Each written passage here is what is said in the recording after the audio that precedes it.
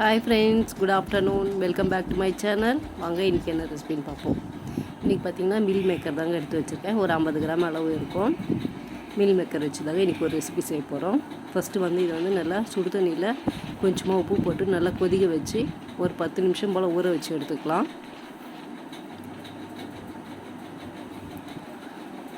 சுடு தண்ணி நல்லா காஞ்சிட்ருக்கு. இதில் கொஞ்சமாக உப்பு ஆட் பண்ணிக்கலாம். இப்போ நம்ம அந்த காய் போட்டுடலாம். மீல் மேக்கர் போட்டுடலாம்.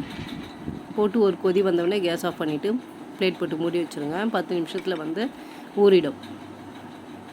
இப்போ நான் மசாலா அரைச்சிக்க போகிறேன். அதுக்கு ஒரு பெரிய வெங்காயம் எடுத்திருக்கேன்.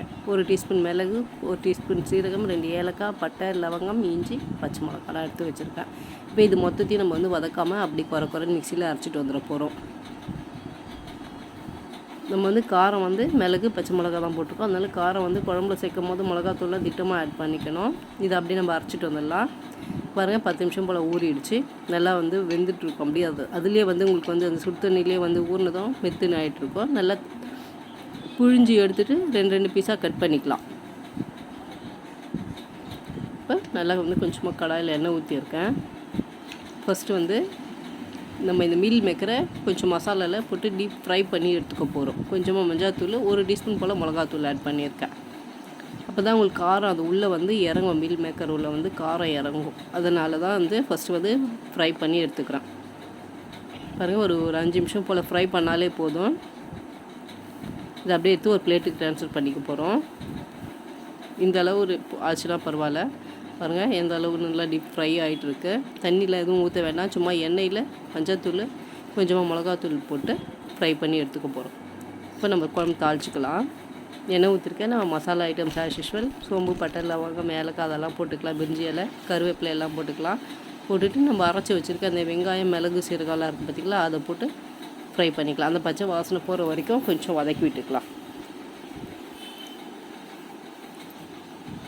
தீ பார்த்திங்கன்னா கொஞ்சம் திட்டமான மீடியம் ஃப்ளேமில் வச்சு செய்யுங்க. அதிகமாக வச்சா தீஞ்சிடும். பாருங்க, நல்லா இப்போ கொஞ்சம் ஒரு 5 நிமிஷம் போல் நல்லா வதங்கிட்டுருக்கு. இப்போ ஒரு பெரிய தக்காளி அரைச்சி ஊற்றியிருக்கேன் மிக்சியில்.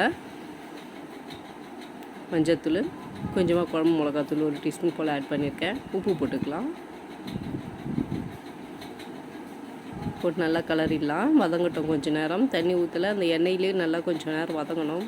மிளகாத்தூள் வாசனை போகிற வரைக்கும் ஒரு 5 நிமிஷம் போல் விட்டுடலாம். அடி பிடிக்காமல் பார்த்துக்கோங்க. அப்பப்போ கலரி விட்டுகிட்டே இருந்தால் தான் அடி பிடிக்காது. இல்லைன்னா அடியில் அப்படியே தீஞ்சிடும். ஒரு 5 நிமிஷம் போல் வதக்கிட்டு நம்ம கொஞ்சமாக தண்ணி ஊற்றி கொதிக்க வச்சுக்கலாம். அந்த எண்ணெய் பிரிஞ்சு வரும் அந்த ஸ்டேஜ் வரைக்கும் கொஞ்சம் கொதிக்க விட்டுக்கலாம். பாருங்கள், இந்த ஸ்டேஜ் வரட்டும். நல்லா கிரேவி மாதிரி வந்துடுச்சு பார்த்திங்களா, எண்ணெய்லாம் பிரிஞ்சு. இப்போ கொஞ்சமாக தேங்காய் பால் ஊற்றிக்கிறேன். நான் ஒரு அரை முடி தேங்காய், சின்ன தேங்காய் தான் எடுத்திருக்கேன். அரை முடி தேங்காய் பால் மட்டும்தான் ஊற்றிருக்கேன். அரைச்சி அப்படியே சேர்க்கல. நல்லாயிருக்கும். தேங்காய் பால் ஊற்றி செஞ்சிங்கன்னா நல்லாயிருக்கும். அவ்வளோதாங்க. இப்போ அப்படியே கொஞ்ச நேரம் கொதிக்க விட்டுடலாம். கொதித்ததும் நம்ம ஃப்ரை பண்ணி வச்சுருக்கோம் பார்த்திங்களா, அதை எடுத்து போட்டுக்கிறோம் மீல் மேக்கரை. சும்மா ஒரு கொதி வந்த உடனே போட்டுருங்க போதும். நல்லா கொதிக்க விடணும்னு அவசியம் இல்லை. சும்மா ஒரு கொதி வந்த உடனே மீல் மேக்கர் போட்டுட்டு நம்ம உப்பு காரம்லாம் கரெக்டாக இருக்கான்னு பார்த்துக்கோங்க. காரம் 1 டீஸ்பூன் தான் போட்டிருக்கேன். மிளகு போட்டிருக்கோம். ஒரு 3 பச்சை மிளகா போட்டிருக்கோம். அவ்வளோதான். அது நம்ம ஃப்ரை பண்ணும்போது அதில் 1 டீஸ்பூன் மிளகாத்தூள் ஆட் பண்ணியிருக்கோம். அதில் காரம் இறக்கிறதுக்கோசரம். அவ்வளோதான். காரம் பார்த்து திட்டமாக போட்டுக்கோங்க. அப்படியே மூடி வச்சிடலாம். ஒரு 10 நிமிஷம் போல் கொதிக்கிட்டோம். நல்லா காரம்லாம் உள்ளே இறங்கணும். 10 நிமிஷம் போல் ரெடி ஆகிடுச்சு. இதை பாருங்கள். இல்லை கூடவே கொஞ்சமாக கொத்தமல்லி இருந்தால் போட்டுக்கோங்க. கொத்தமல்லி இல்லை, நான் கொஞ்சமாக புதினா ஆட் பண்ணியிருக்கேன். புதினா ஃப்ளேவரும் நல்லாயிருக்கும். நல்லா சூப்பராக மீல் மேக்கர் கிரேவி ரெடி ஆகிடுச்சு. இன்னும் கொஞ்சம் உங்களுக்கு குழம்பு மாதிரி வேணும்னா இன்னும் கொஞ்சம் தண்ணி ஊற்றி நல்லா தலைன்னு கொதிக்க விட்டு இறக்கிக்கலாம். இது நான் கிரேவி மாதிரி தான் செஞ்சுருக்கேன். பாருங்கள், சூப்பராக ரெடி ஆகிடுச்சு. காரம் நம்ம வறுத்து போட்டதுனால அதில் நல்லாவே உள்ள காரம் இறங்கி இருக்கும். மீல் மேக்கர் வச்சு கிரேவி நல்லா கறி குழம்பு வாசனை வருங்க. நல்லாவே இருக்கும். டேஸ்ட்டாகவே இருக்கும்.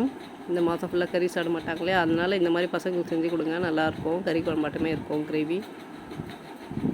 சூப்பராக மில் மேக்கர் கிரேவி ரெடி ஆகிடுச்சு. ட்ரை பண்ணுங்கள். வீடியோ பிடிச்சிருந்தா லைக் பண்ணுங்கள், கமெண்ட் பண்ணுங்கள், மறக்காமல் சப்ஸ்கிரைப் பண்ணுங்கள் ஃப்ரெண்ட்ஸ்.